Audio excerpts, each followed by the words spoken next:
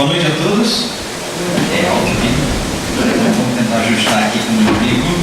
Acho que nessa distância aqui vai bem. Boa noite a todos.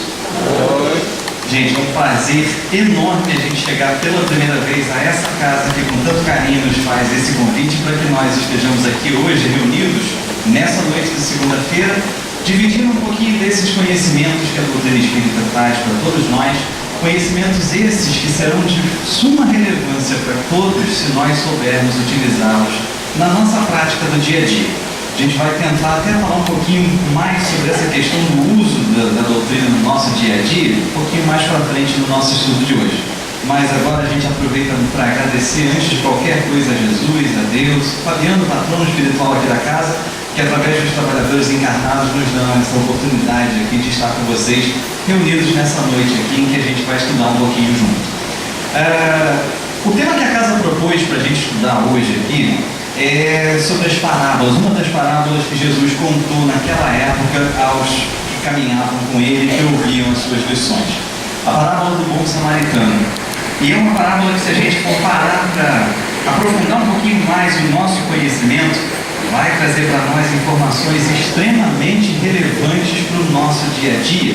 E, incrivelmente, o poder de síntese que Jesus tinha para ensinar era algo impressionante.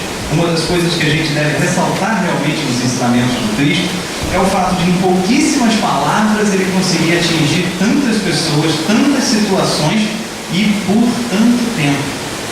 Se nós observarmos as histórias que nós contamos para as pessoas que estão ao nosso redor, nós vamos observar que essas histórias, depois de 2, 3 dias, elas acabam sendo alteradas, elas acabam sofrendo umas inserções, umas pessoas tiram uma coisa, outras colocam outras. Todo mundo aqui já deve ter ouvido falar naquela brincadeira que todos fazem ou faziam quando era criança, aquela brincadeira do negócio do telefone sem fio, né? Que você começava contando uma história aqui, quando a história chegava lá naquele último rapaz, já chegava completamente distorcida em menos de 2 minutos.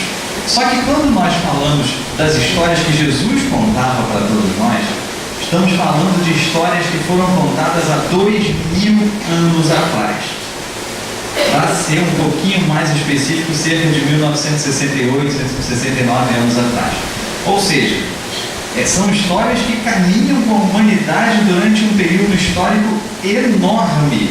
Histórias que caminham conosco praticamente incólumes, praticamente sem sofrer qualquer tipo de alteração, especialmente quando nós falamos das alterações em relação à essência moral que a história nos traz. Claro que a gente vai ver uma história contada com uma palavra aqui, uma outra palavra ali, porém, questões de tradução, mas a essência moral da história passa esse tempo todinho nos acompanhando ao longo das nossas encarnações sem qualquer alteração. E isso é o primeiro ponto que a gente tem que observar nessas histórias que Jesus contava para todos nós, chamadas parábolas. E a característica muito importante também de uma história como essa é justamente a de ser atemporal. Ela pode ser contada, ela pode ser estudada, ela pode ser ouvida em qualquer momento da história do ser humano, que ela vai ter a sua aplicação ali para ser colocada em prática. E será que nos tempos atuais, nós estamos falando do século XXI da era moderna, será que nos tempos atuais, uma história que foi contada no ano 33, ainda que hajam algumas divergências históricas em relação ao ano que Jesus fez as pregações, né? Praticamente os documentos históricos pesquisados pela ciência atualmente mostram que a idade provável da pregação de Jesus foi entre 29 e 31 anos. Mas é outra discussão. Vamos ficar com os 33 tradicionais que a gente aprendeu aí a entender como sendo o ano em que Jesus realmente fez a maior parte das suas pregações. Então, se a gente pegar uma história contada no ano 33 depois de Cristo, pelo próprio, será que a gente poderia tirar de uma história tão antiga, de uma história já tão batida, alguma coisa que fosse prática para nós ainda na atualidade? Afinal de contas, caso contrário, seria uma perda de tempo a gente estar aqui hoje. A gente não precisaria ter saído das nossas casas, a gente não precisaria ter deixado o convívio das nossas famílias, as nossas diversões, tudo que a gente tinha para fazer em casa, né? Que não são poucas as coisas na sociedade atual, a gente sempre deixa muita coisa por fazer. para estarmos aqui reunidos só para descansar um pouco, para ouvir um negócio que é bonitinho e tal, não serve para nada. Então, evidentemente que se a gente, ainda na era moderna, século XXI, precisa discutir questões como a parábola do bom samaritano, é porque alguma coisa muito forte para nós essa história ainda traz. Vou precisar de novo, depois do boa noite, vou precisar de novo da participação de vocês para saber o seguinte: qual de nós aqui conhece a parábola do samaritano, do bom samaritano? Levante o braço, por favor. Muito bem. Para aqueles que conhecem, eu vou repetir um pouquinho da história. Para aqueles que não conhecem, a gente vai tentar fazer um resuminho aqui rápido de como essa parábola foi contada por Jesus, para que a gente depois passe a discutir alguns pontos relevantes que foram colocados durante essa história. Algumas ilustrações que podem servir se a gente for tentar associar essas ilustrações com o nosso dia a dia, na nossa vida de relações aí nessa sociedade. Começa essa história com um doutor da lei. O doutor da lei reunido com Jesus. Jesus estava ensinando aquelas pessoas algumas coisas a respeito de religião, e esse doutor da lei estava lá escutando. Só que a gente sabe que naquela época Jesus era muito questionado por todos aqueles que tinham conhecimentos religiosos, justamente porque Jesus veio de uma origem bastante humilde. Jesus veio de uma família que era a última coisa que os judeus esperavam em termos de Messias, em termos de salvação, era alguém que tivesse o berço que Jesus teve. Na verdade, nem berço era a tal lá da manjedoura que se falava, né? Então, para eles era alguma coisa inadmissível que uma pessoa de uma origem tão humilde, uma pessoa considerada como, na época, um pobre de espírito, tivesse tanto conhecimento a ponto de suplantar todos aqueles que estudavam a fundo a religião naquela época. Então, na maioria das vezes, sempre tinha um curioso na plateia querendo testar Jesus. E Jesus, já sabedor disso, preparado para essas situações como ele era, ficava só aguardando o momento dessas perguntas que iriam questioná-lo, que iriam colocá-lo em xeque, para que ele pudesse trazer então um ensinamento mais aprofundado. E nesse dia que ele estava nessa pregação, e isso eu sei que vocês vão chegar em casa hoje, não vão querer saber de novela, filme, futebol, nada disso, eu sei que vocês vão querer pegar o Novo Testamento e ler avidamente, só para vocês terem uma referência. Isso está no capítulo 10 do Evangelho de Lucas, essa parábolazinha, tá? Então eu posso até dar um versículo para vocês, porque eu tenho ele aqui num outro livrinho, que eu já faço a referência para vocês. Não sei se vocês estão curiosíssimos, não sei se vocês estão loucos para perguntar qual é o versículo, mas eu vou dizer para vocês que é capítulo 10, versículos 25 a 37. Agora vocês não têm mais desculpa para não fazer isso quando chegar em casa, né? E no capítulo 10, versículo 25 a 37, a gente vai ver essa historinha do bom samaritano contada lá pelo Mestre Jesus. Então, como a gente estava falando, Jesus estava ensinando para um grupo de pessoas, né, mais ou menos como é aqui agora. A diferença é que era Jesus que estava ensinando, né? Pouca diferença, né?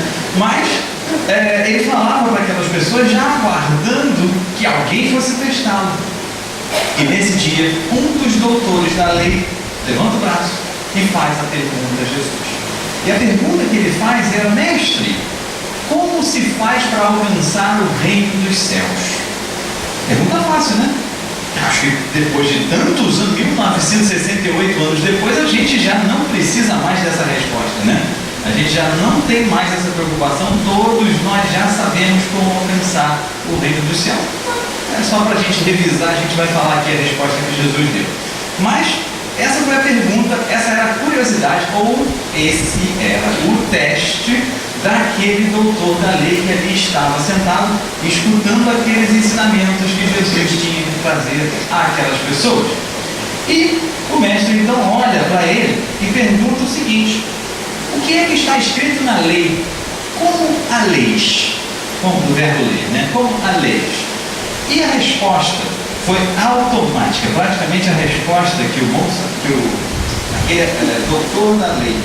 aquele doutor da lei traz era a seguinte: amarás o Senhor teu Deus de todo o teu coração, de toda a tua alma, com todas as tuas forças e de toda a tua mente, e a teu próximo como a ti mesmo. Essa foi a resposta que o doutor da lei deu de pronto a Jesus. Mal Jesus retrucou com a pergunta de o que está escrito na lei, essa resposta veio automaticamente. Ok, a partir daí, Jesus então mostra para ele, exatamente, isso é o que deves fazer. Não satisfeito com aquele comentário de Jesus, ele pergunta então mais uma vez: mas quem é o meu próximo? E nesse momento, para responder essa pergunta sobre quem seria esse próximo que o doutor da lei gostaria de entender quem seria, Jesus então conta o que é conhecido no Evangelho como a parábola do bom samaritano. E ele começa dizendo que certa vez um homem vinha caminhando de Jerusalém para Jericó, e durante essa caminhada ele é assaltado por alguns ladrões. Agora a gente vai falar de algumas coisas que não são nem tão comuns para a gente. Eu sei que vai ser difícil para vocês visualizarem, porque morando numa cidade como o Rio de Janeiro a gente já não tem mais essa realidade, mas a gente vai tentar aqui fazer um exercício de visualização do passado, na época que a gente vivia aí nessas situações de violência, cidade grande, né, insegurança. A gente não tem mais esse problema, então a gente vai ter dificuldade de imaginar, mas vamos tentar. Então ele vinha caminhando pela rua e eis que de repente ele é assaltado por alguns ladrões. Os ladrões tiram dele todas as posses e esses ladrões também acabam agredindo, maltratando fisicamente aquela pessoa, batem muito naquele homem e o largam jogado na estrada. Você vê como é que a humanidade mudou, né? Graças a Deus hoje a gente não tem mais esses problemas, né? Por isso que essas histórias vão ficando antigas, a gente não precisa mais falar sobre elas, que bom. Mas esse homem, caído ali naquela estrada, ele acaba então por precisar de ajuda. Eis que naquele mesmo caminho passa o sacerdote. O sacerdote passa, quando ele vai vendo aquela situação, ele vai olhando e vai desviando, até que ele passa direto e não para ajudar aquela pessoa. Passa depois o levita, que era de uma comunidade de uma boa reputação entre os judeus naquela época. E o levita também olhando para aquele senhor caído ao chão, totalmente maltratado, totalmente agredido, precisando de muita ajuda, com muitos ferimentos, vai se distanciando, chegando para lá, e eis que ele também passa direto e não para ajudar aquele senhor caído no chão. Pouco tempo depois, passa a terceira pessoa, que era o samaritano. O samaritano então vem caminhando, olha para aquele senhor, e eis que, tomado de grande compaixão por aquela pessoa devido à situação na qual ela se encontrava, ele vai até ela, pega um pouco de óleo, pega um pouco de vinho, passa nas feridas daquela pessoa, começa a limpá-la toda, né? Trata aquelas feridas, pega aquele senhor, coloca na carruagem que ele estava, na cavalgadura, como eles chamam no Evangelho, na cavalgadura que ele estava conduzindo, coloca aquela pessoa na cavalgadura, leva aquela pessoa até uma hospedaria, passa a noite cuidando dele, no dia seguinte vai até a recepção da hospedaria, dá-lhe 2 moedas ao dono do estabelecimento e diz a ele: cuide dessa pessoa, e se faltar algum dinheiro, se o cuidado que você precisar dar a ele for acima, custar mais do que essas 2 moedas que eu estou lhe dando, me avisa, porque na volta eu vou passar por aqui e eu lhe pago a diferença. Esse então, a atitude então do samaritano foi essa de ajudar esse irmão. E diante dessa historinha, Jesus então interrompe e pergunta àquele doutor da lei que o havia questionado: qual desses 3, na sua opinião, foi o próximo? Evidentemente que o doutor da lei olha para Jesus e diz: o samaritano. Então essa era a parábola. Essa é a parábola. E Jesus completa dizendo exatamente: então, para que a gente alcance o reino dos céus, assim seja feito. Faça-se da mesma forma que foi feita pelo samaritano. Então essa história que Jesus conta para a gente, só para a gente situar o que a gente está discutindo hoje aqui, né, para que a gente agora possa passar então alguns pontos mais relevantes desse estudo, dos pontos que talvez a gente vai encontrar alguma conexão, alguma ligação com isso que nós conhecemos hoje na nossa realidade aí, que a gente vive tantos e tantos anos depois. É de se chamar a atenção, primeiramente, como a história surge. Vocês vão lembrar que eu disse para vocês que essa história surge no ensinamento que Jesus estava dando e quando ele é questionado por um doutor da lei. E olha como é interessante isso, né? Porque até hoje nós estamos aí vivendo em uma sociedade onde muitos, inclusive nós espíritas, não podemos nos excluir dessa história, considerando muito mais sábios em relação à religião do que muitos outros companheiros de outras crenças religiosas. Já na época de Jesus era assim. Já na época de Jesus a gente tinha as pessoas que eram muito letradas, que eram muito conhecedoras dos textos sagrados do Antigo Testamento ou do Talmud, que era o livro sagrado dos judeus ortodoxos, né? A gente tinha essas pessoas que faziam toda essa pregação teórica a respeito das escrituras sagradas. A gente tinha essas pessoas que se intitulavam os doutores da lei.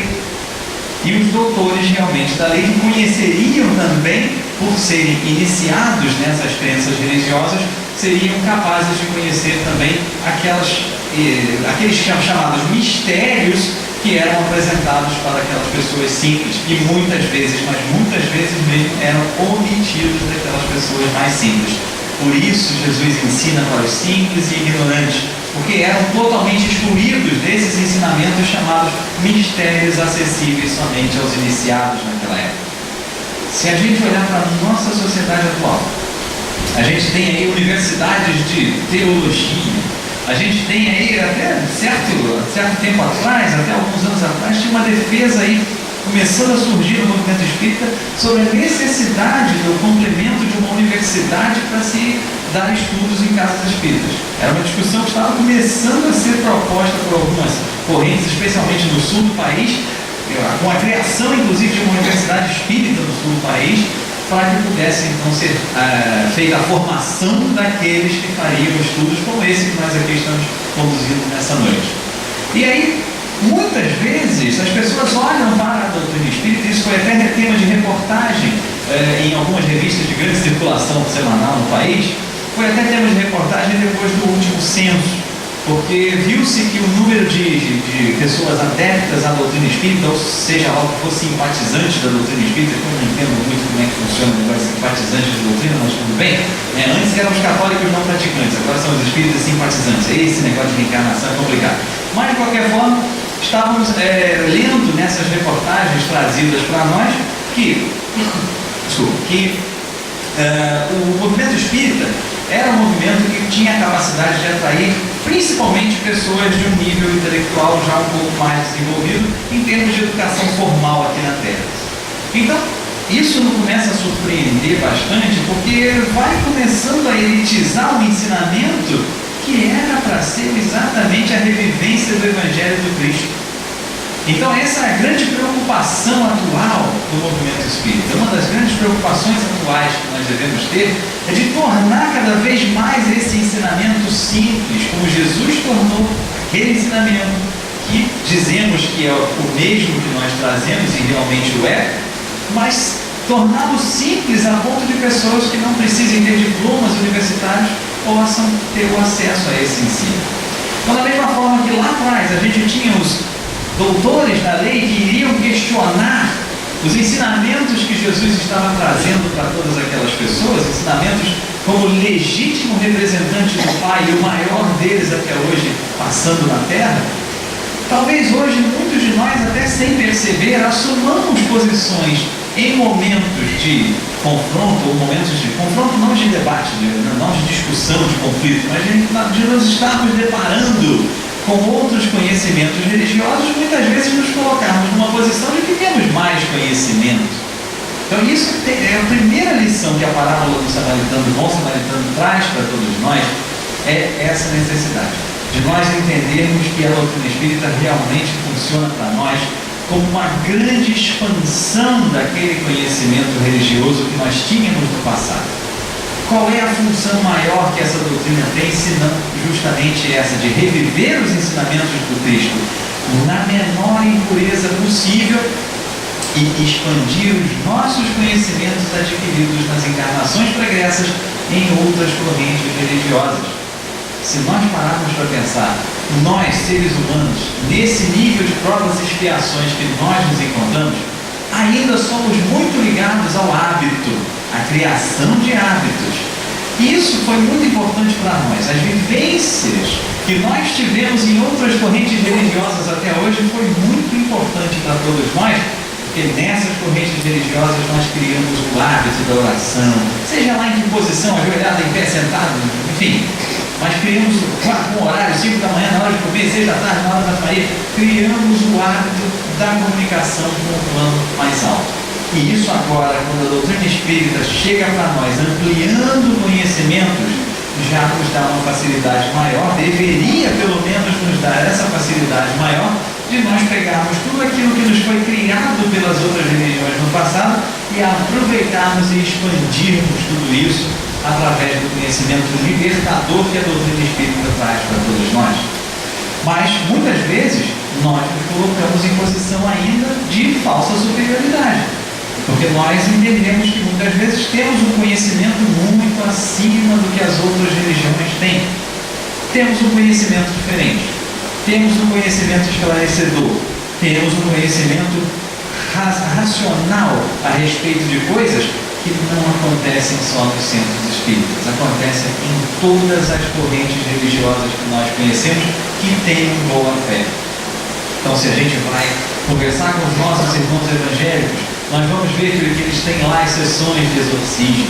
Se a gente vai conversar, por exemplo, com algumas pessoas que fazem parte de determinadas correntes também evangélicas, nós vamos dizer que lá, eles vão nos dizer que lá na igreja deles tem um momento em que o profeta se manifesta. Então a gente vai ver, por exemplo, no centro de Umbanda, que tem também as entidades que se manifestam.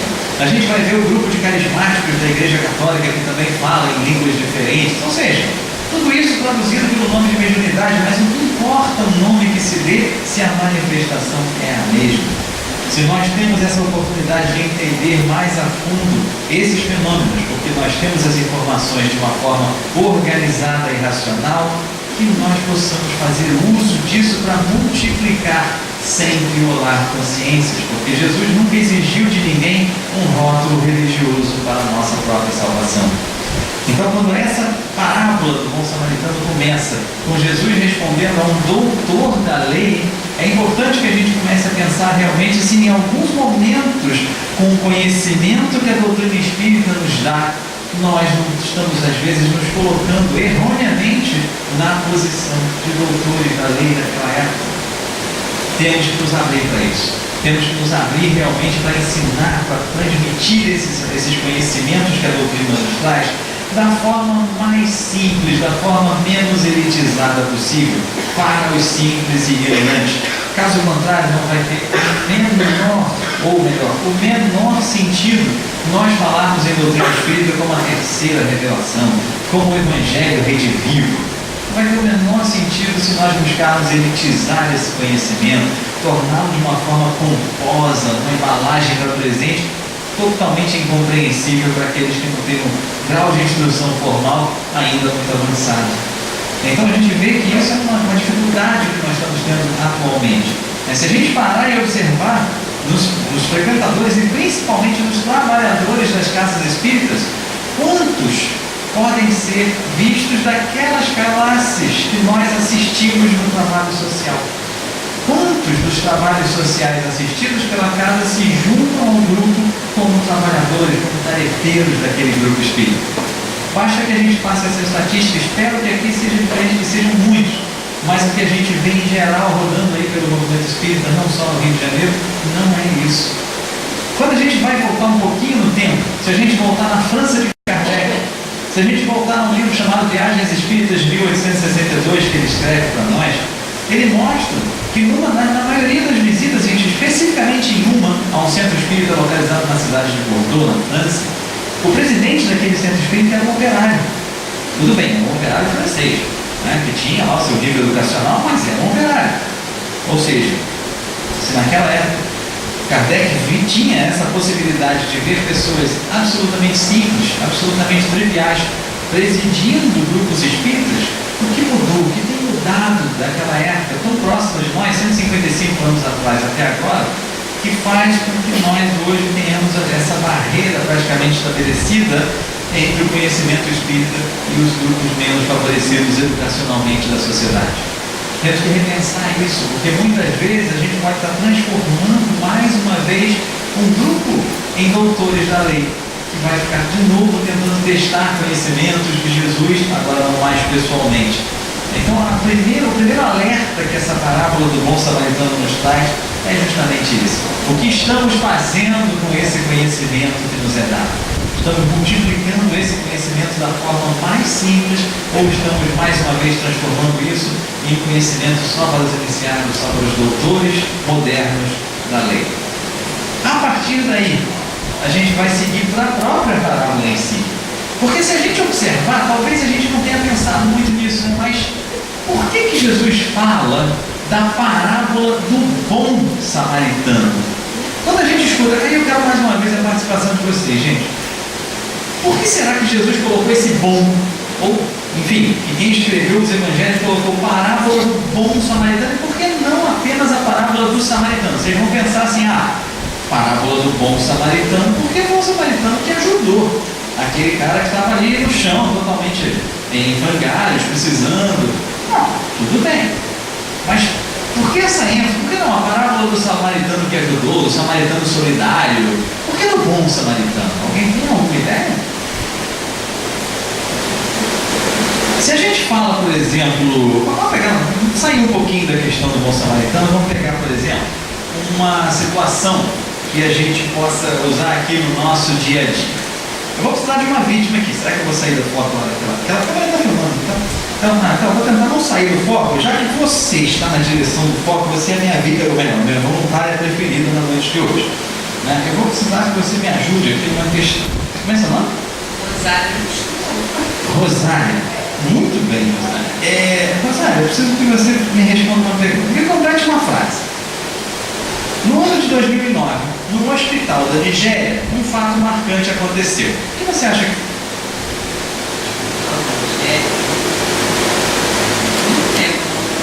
Você não lembra, mas assim, o que viria na sua cabeça? A primeira coisa que aconteceu no hospital da Nigéria no ano de 2009?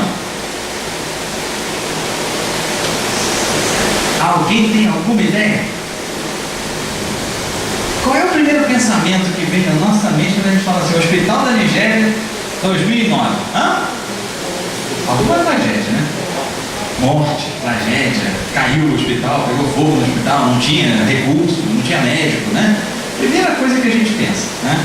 Pois é, no ano de 2009 foi o ano em que foi feito o primeiro transplante de coração bem sucedido no hospital de Lagos da capital da Nigéria.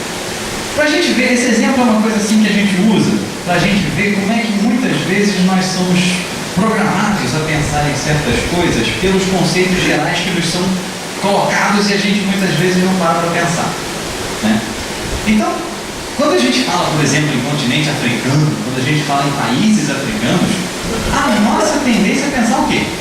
Fome, AIDS, tragédia. Só que se a gente parar para pensar, nossa imagem que trazemos do continente africano, por exemplo, muitas vezes é a mesma imagem que, se algum de vocês aqui teve a oportunidade de viajar, eu conversei com muitas pessoas que tiveram a oportunidade de viajar para o exterior há 10, 15 anos atrás, e essas pessoas nos traziam o seguinte relato: quando se viajava, pelo menos, agora deve estar um pouquinho melhor, espera-se, né? Mas quando se viajava, brasileiros viajavam para o exterior, especialmente para a Europa e para a América do Norte, e que as pessoas locais descobriam que eram brasileiros, normalmente as pessoas ficavam assustadas e perguntavam: mas nossa, como é que você faz para andar no meio de jacaré? Como é que você faz para viver no meio do mato, no meio da selva? Era essa a opinião que se tinha de pessoas que viviam no Brasil, porque se falava que para eles a ideia que se fazia de Brasil era de uma grande floresta amazônica. Então nós tínhamos essa visão por parte das outras pessoas como pessoas selvagens. Então as pessoas não entendiam quando a gente chegava no exterior: mas nossa, você é um herói, morar no Brasil?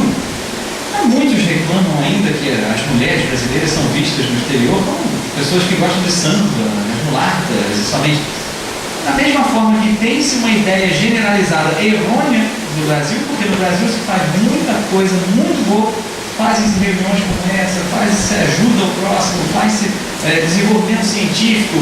Da mesma forma que a ideia que se tinha do Brasil era muito, mas muito limitada, talvez a ideia que nós tenhamos no continente africano seja também a mesma, extremamente limitada a tragédias. Essa história, por que eu estou falando desse monte de coisa que parece não ter nada a ver com o bom samaritano? Porque se nós olharmos a parábola do bom samaritano, esse bom aqui está, para especificar algo diferente dos samaritanos em geral. Pois a ideia que se tinha dos samaritanos na época era uma ideia como a gente tem da África atualmente. Por que isso? Porque os samaritanos, não de fome, não de doença, nada disso não, mas consideravam-se os samaritanos como pessoas que não respeitavam a Deus, que não respeitavam a lei. Por que isso? Os samaritanos primeiramente não acreditavam, não davam crédito ao Talmud, que era o livro sagrado, que é o livro sagrado dos judeus ortodoxos. Então eles não seguiam aquele livro, não davam muita importância àquilo. Eles também não tinham rabinos para os seus ensinamentos. Os ensinamentos eram dados por pessoas comuns também. Então isso fazia essa questão da desvinculação dos rituais, né, da desvinculação do livro sagrado, da desvinculação da figura de um rabino e algumas outras questões, né, que não vale nem a pena a gente entrar aqui agora, mas isso fazia com que os outros vissem os samaritanos como hereges, como pessoas não religiosas. Não, esses aí não é possível, esses aí não são. É aquela coisa que muita gente fala, aí você é espírita, de mesa branca, de mesa preta, de mesa... Eu normalmente costumo dizer que a mesa no meu centro é de madeira, né? Pouco importa, mas para muitas pessoas na sociedade, o espírita tem que ser mesa branca, mesa preta, mesa isso, mesa aquilo, né? Então, é espírita de trabalho? Como assim espírita de trabalho? Sim, trabalhamos na caridade, ajudando ao próximo. Não, falando daqueles trabalhos já na esquina. Tá. Ou seja, a visão que se tem através da palavra espírita, muitas vezes é distorcida. A visão que se tinha do samaritano naquela época era mais ou menos assim: não, o samaritano não acredita no Talmud, então não. O samaritano não acredita na necessidade da existência do rabino para poder ensinar, etc e tal. Não, o samaritano não. Então, nesse momento, quando Jesus usa essa parábola, por que Jesus coloca o samaritano como sendo aquele que parou e ajudou? Justamente para mostrar que os conceitos gerais que nós temos na nossa mente não podem ser fixados como verdades para as pessoas que nós avaliamos. Então Jesus coloca essa parábola do bom samaritano por isso. Porque apesar daquele homem ser da comunidade dos samaritanos, ele faz o mais importante ali para que se alcançasse o reino dos céus. Então veja que Jesus ressalta muito interessantemente a questão de que antes do samaritano passa o sacerdote. A princípio, qual seria a lógica, né, de um sacerdote não auxiliar a um irmão que precisa da ajuda dele, né? Então, a princípio seria lógico, o sacerdote passou, tem uma pessoa precisando ali, o sacerdote vai ajudar. E a gente não está falando de sacerdote católico não, tá, gente? Naquela época ainda era o judaísmo tradicional. Então, o representante da lei, entenda-se o sacerdote aqui nesse momento como o representante da lei divina, o representante da religião. Então, passa o sacerdote que a princípio ensina o amor ao próximo, ensina essa lei que o doutor prontamente respondeu a Jesus quando perguntado sobre qual seria o caminho para entrar no reino dos céus segundo a lei. Então o sacerdote naturalmente ensinando, proferindo essas palavras, explicando para as pessoas que o amor ao próximo, amar a Deus sobre todas as coisas e ao próximo como a si mesmo, né? E aí eu peço para vocês prestarem de novo atenção nas palavras exatas que foram utilizadas pelo doutor da lei, né? Deixa eu só achar aqui.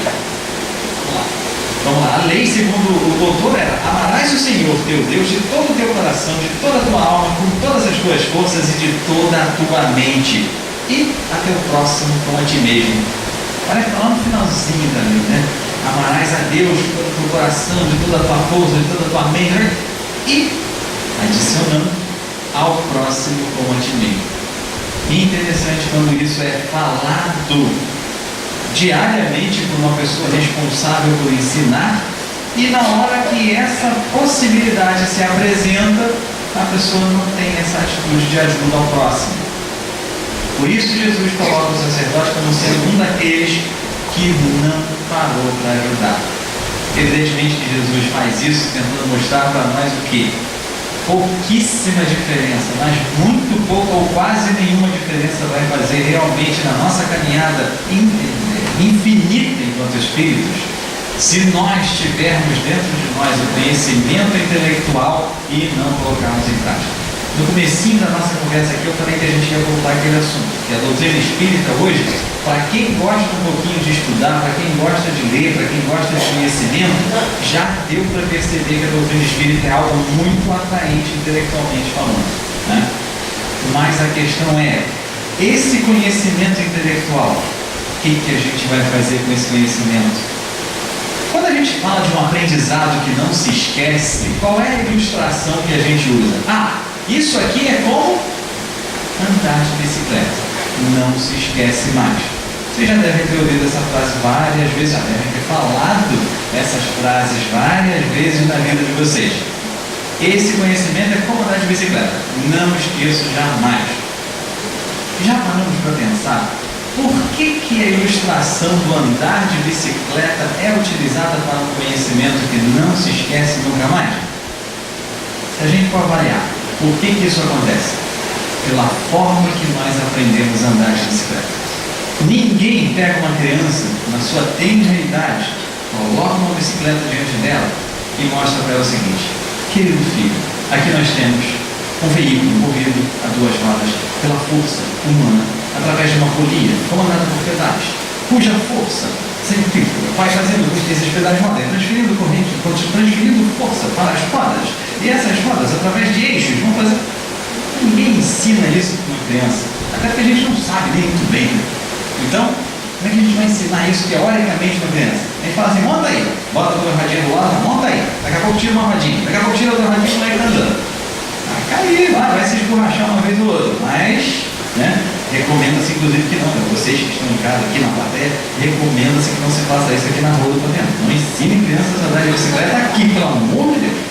Mas de qualquer forma, a gente vê que a criança aprende isso e não esquece mais por uma única e simples razão, que é prática. Ela tem aquele ensinamento ali, fazendo. E o que nos leva a entender que o ensinamento da doutrina espírita vai ser diferente? Nada. O ensinamento da doutrina espírita só vai ser, assim como qualquer outro ensinamento que nós tenhamos na nossa vida, só vai ser fixado em nós a partir do momento que nós tenhamos a prática desses ensinamentos. E é para isso que a vida lá fora nos chama a cada momento, para colocar tudo isso que a gente vê na doutrina aqui dentro, do lado de fora da casa. A gente costuma dizer que ser espírita dentro do centro espírita é muito fácil. Aqui está todo mundo bem no nosso lar, né? Está todo mundo bem desencarnado. Está falando assim: estamos num lugar legal, poxa, ouvindo umas mensagens do Cristo, assim, receptivos a essa coisa, tudo muito bonito, né?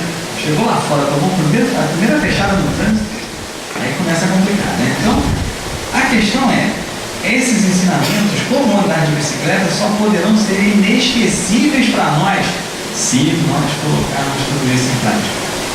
Daí, então, a necessidade de Jesus colocar para nós o exemplo do sacerdote, o primeiro que passa lá.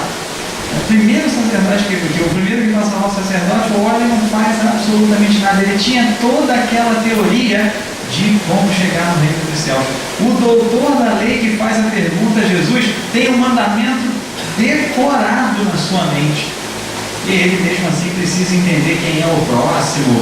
Ou seja, o conhecimento teórico para nós é fascinante realmente, mas esse conhecimento só vai ter uma utilidade para nós se nós conseguirmos identificar no dia a dia como fazer com que isso vire prática, revertendo esse conhecimento para o bem do nosso irmão, do próximo que caminha conosco. Mesma coisa o levita, né, uma comunidade que era considerada daquelas que seguiam as tradições, tudo aquilo, e nem esse parou para ajudar.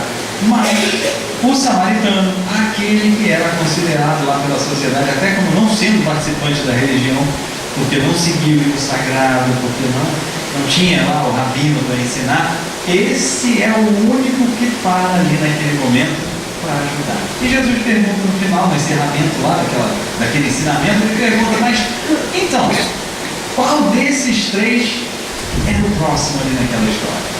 E a resposta do próprio doutor da lei é claro que era o samaritano.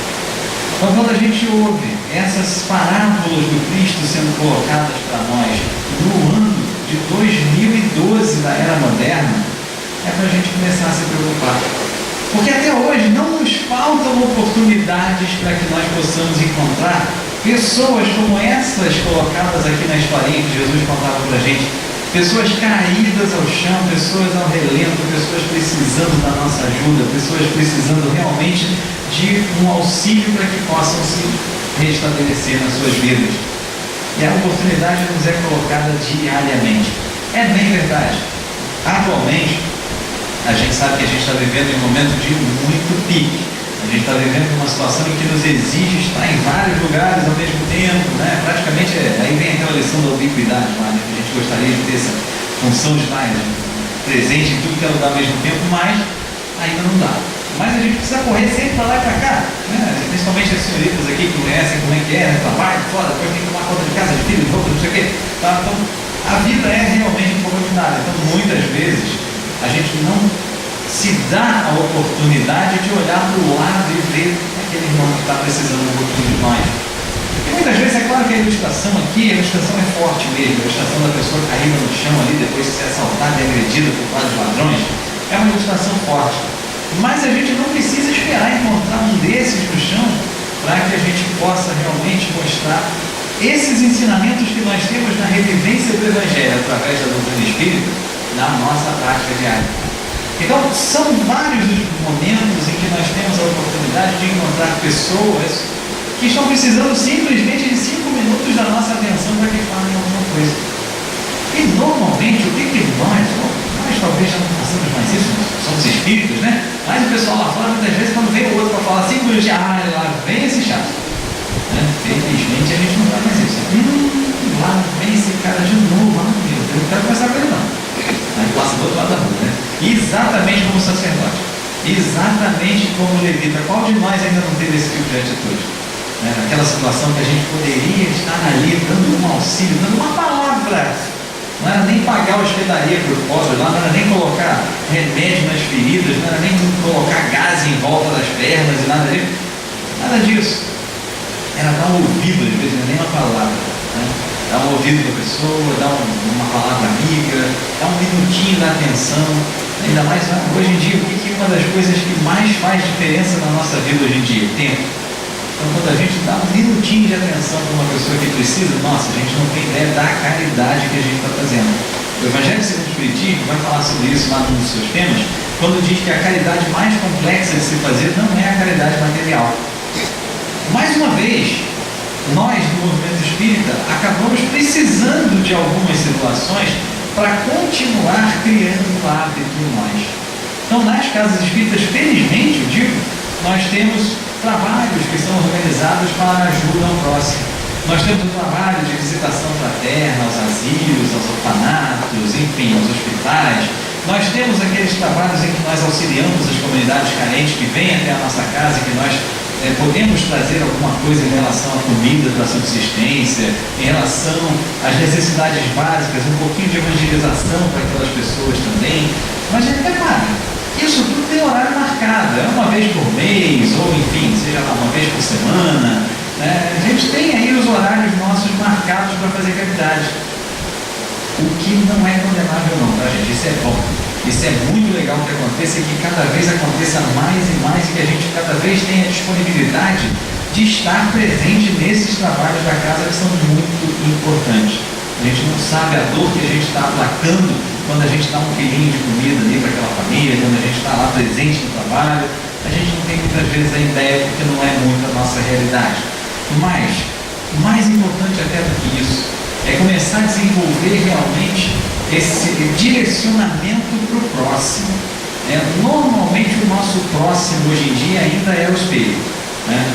E infelizmente a gente olha muito para a nossa situação ainda. É no processo evolutivo. Vai chegar um momento em que a gente vai se educando, religiosamente não é bem a palavra, mas espiritualmente. A gente vai se educando de tal forma que nós passamos então a olhar para o próximo sem aquele julgamento de lá vem esse chato, eu não vou parar para ajudar esse aí não, que puxa, vou ter problema, mas esse aí e tal. Sempre tem o já viu? Nós adoramos essa vogal, sempre gostamos dela para muitas situações. E normalmente, quando a gente for pensar em falar um I, a gente deveria começar a pensar em substituir esse I pelo uma oportunidade para eu ajudar alguém. É uma substituição simples de uma vogal pela outra, né? Mas que na verdade na prática não é nada simples, porque ela envolve uma mudança gigantesca das nossas atitudes. O doutor da lei perguntou para Jesus: quem é o próximo? Nós até hoje nos perguntamos isso. Quem é o próximo? Porque muitas vezes o próximo para nós é o espelho, somos nós mesmos. Nós fazemos as coisas ainda primeiramente pensando naquilo que nós precisamos, e depois a gente vai tentar pensar em nós de novo, depois em nós de novo, e depois que sobrar um tempinho a gente vai lá e pensa no outro. Mas é um processo, já foi muito pior. Nas outras encarnações talvez a gente não tivesse nem reunido aqui tentando começar a aprender essas coisinhas. E quando a gente fala tentando começar a aprender essas coisinhas, isso é embasado por um simples raciocínio matemático. Se a gente pensar em doutrina espírita, como desde o momento aqui, estou falando de doutrina espírita desde 1857. Não estou falando dos conhecimentos que a doutrina traz para a gente, porque esses estão presentes com a humanidade desde que o primeiro homem aportou na Terra. Mas se a gente falar em doutrina espírita desde 1857, publicação do Livro dos Espíritos, a gente vai ver que é praticamente uma exceção aqueles de nós encarnados aqui na Terra que estão na sua apenas segunda encarnação enquanto espíritas. Se a gente observar, fazendo umas simples continhas matemáticas, olhando aqui para a carinha de vocês, né, eu estava aqui desde o começo observando a carinha de vocês aqui, cada um sentadinho aqui nessas cadeiras, e eu estou vendo que praticamente não tem aqui alguém que tenha passado os 40 ainda. Então eu vou pegar o meu exemplo com 40, como sendo a idade mais avançada aqui dessa sala. Então, se a gente pegar, estamos em 2012, puxa 40 para trás, para cá 1972, 71, vamos arredondar para 70, para ficar bonito?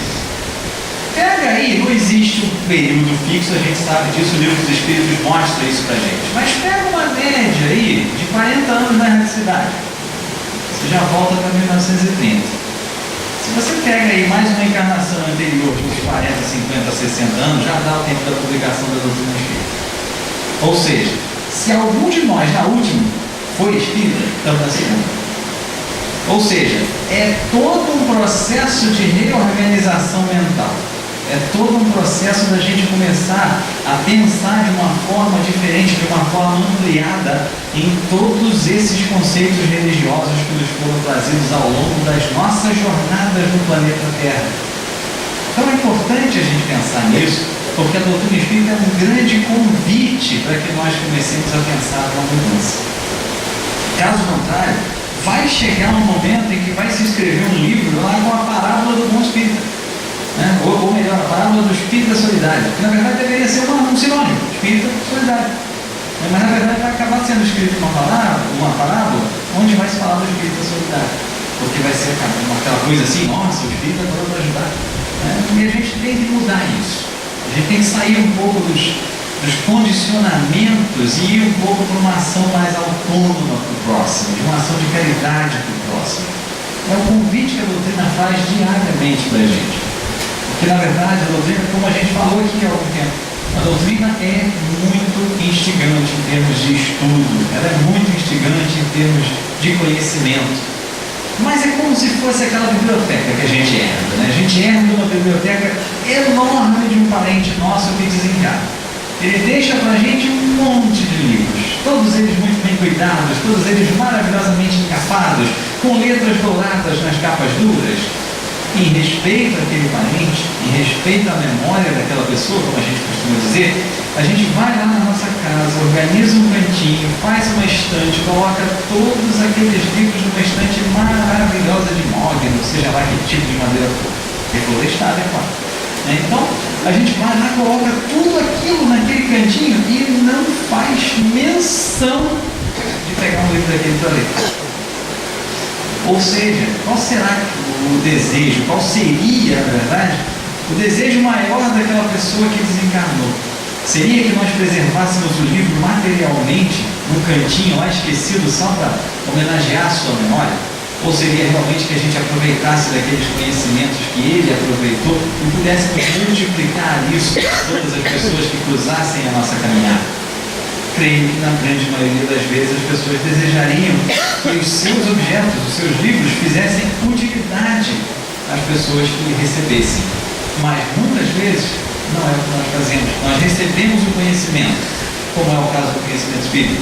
Recebemos o conhecimento e temos a todo custo que evitar que esse conhecimento vire uma biblioteca empoeirada na nossa mente.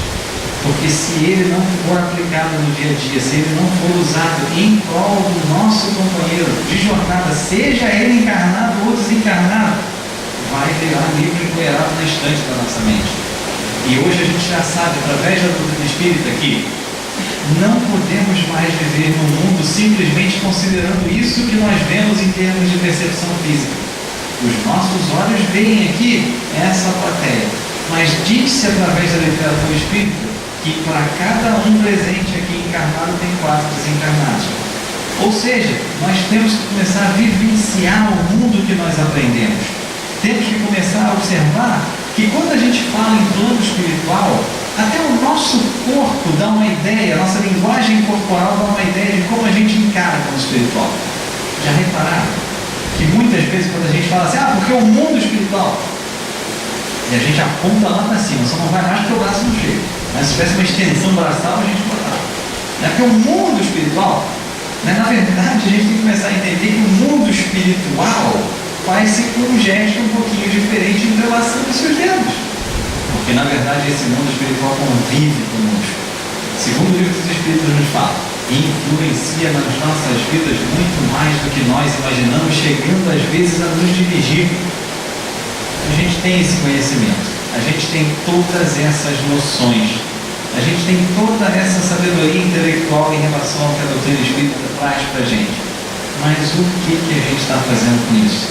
A gente já parou para pensar que naquela hora que aquela pessoa se irrita com a gente, uma pessoa próxima da gente, está irritada e começa a verbalizar palavras agressivas para nós, muitas vezes ela não está sozinha naquilo ali.